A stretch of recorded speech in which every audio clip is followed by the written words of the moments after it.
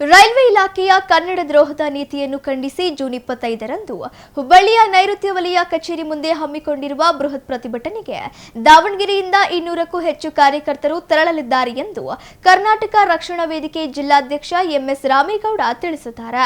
ಸುದ್ದಿಗೋಷ್ಠಿಯಲ್ಲಿ ಮಾತನಾಡಿದ ಅವರು, ನೈಋತ್ಯ ರೈಲ್ವೆಯು ಜೂನ್ 25ರಂದು ನಡೆಸಲಿರುವ 430 ಗೂಡ್ಸ್ ಟ್ರೈನ್ ಮ್ಯಾನೇಜರ್ ಹುದ್ದೆಗಳ ಪದೋನ್ನತಿ ಪರೀಕ್ಷೆಯನ್ನು ಕೇವಲ ಹಿಂದಿ ಮತ್ತು ಇಂಗ್ಲಿಷ್ನಲ್ಲಿ ನಡೆಸಲು ನಿರ್ಧರಿಸಿದೆ. ಕರ್ನಾಟಕದಲ್ಲಿ ನಡೆಯುವ ಈ ಪರೀಕ್ಷೆಯಲ್ಲಿ ಕನ್ನಡಿಗ ನೌಕರರಿಗೆ ಕನ್ನಡದಲ್ಲಿ ಬರೆಯುವ ಅವಕಾಶ ನಿರಾಕರಿಸಿರುವುದು ಕನ್ನಡಿಗರ ಉದ್ಯೋಗದ ಹಕ್ಕು ಮತ್ತು ಭಾಷಾ ಸ್ವಾಭಿಮಾನದ ಮೇಲಿನ ವ್ಯವಸ್ಥಿತ ದಾಳಿಯಾಗಿದೆ ಎಂದು ಆಕ್ರೋಶ ವ್ಯಕ್ತಪಡಿಸಿದರು. ರಾಜ್ಯಾಧ್ಯಕ್ಷರಾದ ಟಿಎ ನಾರಾಯಣಗೌಡರ ನೇತೃತ್ವದಲ್ಲಿ ಕರವೇ ಕಳೆದ 2 ದಶಕಗಳಿಂದ ರೈಲ್ವೆಯಲ್ಲಿ ಕನ್ನಡಕ್ಕಾಗಿ ಹೋರಾಡುತ್ತಾ ಬಂದಿದೆ. ರೈಲ್ವೆ ಇಲಾಖೆ ತಕ್ಷಣವೇ ತನ್ನ ನಿರ್ಧಾರವನ್ನು ಹಿಂಪಡೆದು ಪರೀಕ್ಷೆಯನ್ನು ಕನ್ನಡದಲ್ಲೂ ನಡೆಸಲು ಆದೇಶಿಸಬೇಕು. ಇಲ್ಲವಾದಲ್ಲಿ ಹುಬ್ಬಳ್ಳಿ, ಬೆಂಗಳೂರು ಹಾಗೂ ಮೈಸೂರು ಪರೀಕ್ಷಾ ಕೇಂದ್ರಗಳ ಎದುರು ಕರವೇ ವತಿಯಿಂದ ಉಗ್ರ ಹೋರಾಟ ನಡೆಸಲಾಗುವುದು ಎಂದು ಎಚ್ಚರಿಸಿದರು. ಸುದ್ದಿಗೋಷ್ಠಿಯಲ್ಲಿ ಕರವೇ ಮಹಿಳಾ ಜಿಲ್ಲಾಧ್ಯಕ್ಷೆ ಬಸಮ್ಮ, ಮಂಜುಳಮ್ಮ, ಸಲ್ಮಾ ಬಾನು, ಜಬೀಹುಲ್ಲಾ, ಗೋವಿಂದರಾಜ್, ರವಿಕುಮಾರ್, ರಫೀಕ್, ಖಾದರ್ ಬಾಷಾ ಇದ್ದರು. ಕಳೆದ 27 ವರ್ಷಗಳಿಂದ ನಾಡು, ನುಡಿ, ಭಾಷೆ, ಸಂಸ್ಕೃತಿ, ಸಂಸ್ಕಾರ, ಕನ್ನಡಿಗರ ಬದುಕಿಗಾಗಿ ಸಾವಿರಾರು ಹೋರಾಟಗಳನ್ನು ಮಾಡ್ತಾ ಬಂದಿದೆ. ಈ ಹಿಂದೆ ರೈಲ್ವೆ ಇಲಾಖೆಯಲ್ಲಿ ಡಿ ಗ್ರೂಪ್ ನೌಕರರಿಗೆ ಉದ್ಯೋಗ ಉತ್ತರ ಭಾರತೀಯರು ಕಸ್ಕೊಂತಾರೆ ಅಂತ ಹೇಳಿ ಬಂದು ವಿಶೇಷ ರೈಲಿನಲ್ಲಿ ಬಿಹಾರದಿಂದ ಬಂದು ಪರೀಕ್ಷೆ ಬರೆಯೋದಕ್ಕೆ ಬೆಂಗಳೂರು, ಹುಬ್ಬಳ್ಳಿ, ಮೈಸೂರು ಭಾಗದಲ್ಲಿ ವಿಶೇಷ ರೈಲನ್ನ ಮಾಡಿಸ್ಬಿಟ್ಟು ವ್ಯವಸ್ಥೆ ಮಾಡಿ ಪರೀಕ್ಷೆ ಬರೆಸೋದಕ್ಕೆ ವ್ಯವಸ್ಥೆ ಮಾಡಿದ್ರು. ಅದನ್ನ ಪರೀಕ್ಷೆ ಬರೆಯೋದನ್ನ ತಡೆದು ರೈಲ್ವೆ ಕಚೇರಿಗಳನ್ನ ಧ್ವಂಸ ಮಾಡುವ ಮೂಲಕ ಅವತ್ತು ಉಗ್ರವಾದ ಹೋರಾಟವನ್ನ ಮಾಡೋ ಮುಖೇನ ಈ ರಾಜ್ಯದಲ್ಲಿ 3800 ಉದ್ಯೋಗ ಕನ್ನಡಿಗರ ಪಾಲಾಗಿದೆ ಅಂತಂದ್ರೆ ಅದು ಕರ್ನಾಟಕ ರಕ್ಷಣಾ ವೇದಿಕೆಯ ಹೋರಾಟದ ಫಲಶ್ರುತಿ. ಸನ್ಮಾನ್ಯ ಟಿ ಎ ನಾರಾಯಣಗೌಡ ಅವರ ನೇತೃತ್ವದ ಹೋರಾಟದಿಂದ ಆ ಫಲಶ್ರುತಿ ಸಿಕ್ಕಿದೆ. ಅದ ನಂತರ ಮತ್ತೆ ರೈಲ್ವೆ ಇಲಾಖೆಯಲ್ಲಿ ಹಲವಾರು ಉದ್ಯೋಗಗಳನ್ನ ಕರೆದಾಗ ಹೋರಾಟಗಳನ್ನ ನಾವು ಮಾಡ್ತಾ ಬಂದಿದ್ದೇವೆ. ಕಳೆದ ಬಾರಿ ಇದೇ ರೈಲ್ವೆ ನೈಋತ್ಯ ರೈಲ್ವೆ ಮುಖ್ಯ ಕಚೇರಿ ಹುಬ್ಬಳ್ಳಿಯಲ್ಲಿದೆ. ಬೆಂಗಳೂರು ಮತ್ತು ಮೈಸೂರು ಭಾಗ ಅದು ಶಾಖಾ ಕಚೇರಿಗಳು. ಉದ್ಯೋಗದ ವಿಚಾರದಲ್ಲಿ ಮುಖ್ಯ ಕಚೇರಿ ಬಂದ್ಬಿಟ್ಟು ಹುಬ್ಬಳ್ಳಿಯಲ್ಲಿದೆ. ಆ ಹುಬ್ಬಳ್ಳಿಯ ಕಚೇರಿಯ ಕಳೆದ ಬಾರಿ ಇದೇ ಗೂಡ್ಸ್ ಟ್ರೈನ್ ಮ್ಯಾನೇಜರ್ ಪೋಸ್ಟಿಗೆ ಪರೀಕ್ಷೆನ ಹಿಂದಿ ಮತ್ತು ಇಂಗ್ಲಿಷಲ್ಲಿ ಇದ್ದಂಥದ್ದನ್ನ ಖಂಡಿಸಿ ಅವತ್ತು ಪರೀಕ್ಷಾ ಕೇಂದ್ರಗಳಿಗೆ ನುಗ್ಗಿ ಪ್ರತಿಭಟನೆ ಮಾಡಿ 3 ಕೇಂದ್ರದಲ್ಲಿ ಪ್ರತಿಭಟನೆ ಮಾಡಿದಾಗ ರೈಲ್ವೆ ಇಲಾಖೆಯವರು ಅದನ್ನ ನಿಲ್ಲಿಸಿ ಕನ್ನಡದಲ್ಲಿ ಮಾಡ್ತೀವಿ ಅಂತ ಹೇಳಿ ಹೇಳಿಕೆಯನ್ನ ಕೊಟ್ಟರು. ಅದಾದ ನಂತರ ನಮ್ಮ ರಾಜ್ಯ ರೈಲ್ವೆ ಸಚಿವರಾದಂಥ ಸೋಮಣ್ಣವ್ರಿಗೂ ನಾವು ಒತ್ತಡ ತಂದಾಗ ಅವರು ಕೇಂದ್ರಕ್ಕೆ ಒತ್ತಡ ತಂದು ಪ್ರಯತ್ನವನ್ನು ಪಟ್ಟರು.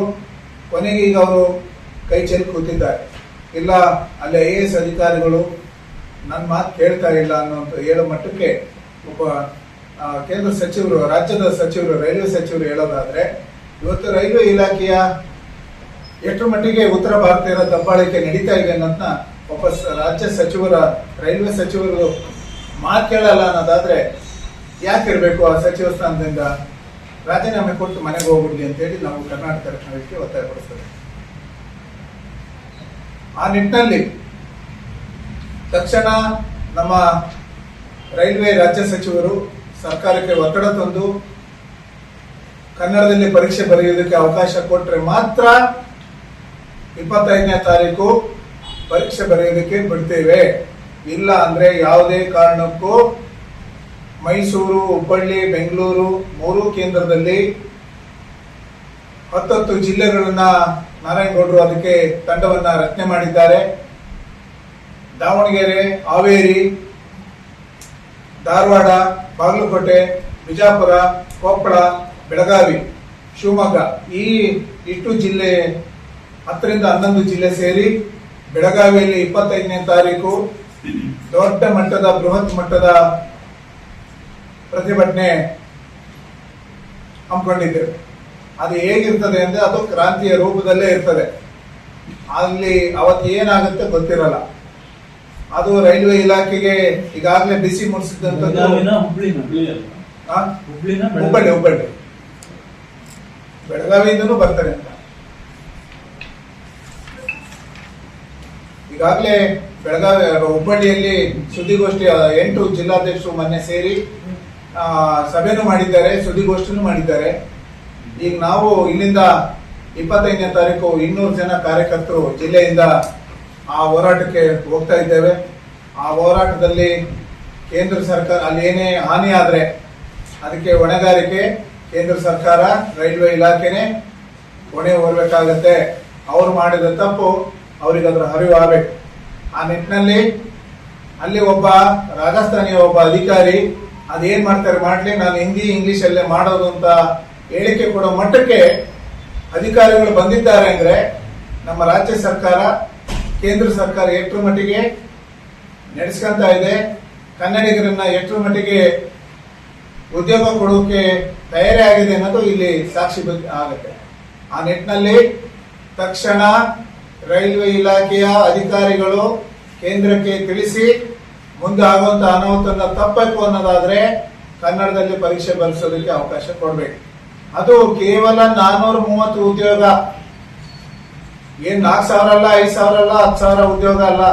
ಅದರಲ್ಲೂ ರೈಲ್ವೆ ಇಲಾಖೆಯಲ್ಲಿ ಕೆಲಸ ಮಾಡುವ ನೌಕರಿಗೆ ಪ್ರಮೋಷನ್ ಉದ್ಯೋಗ ಕೊಡುವಂಥದ್ದು.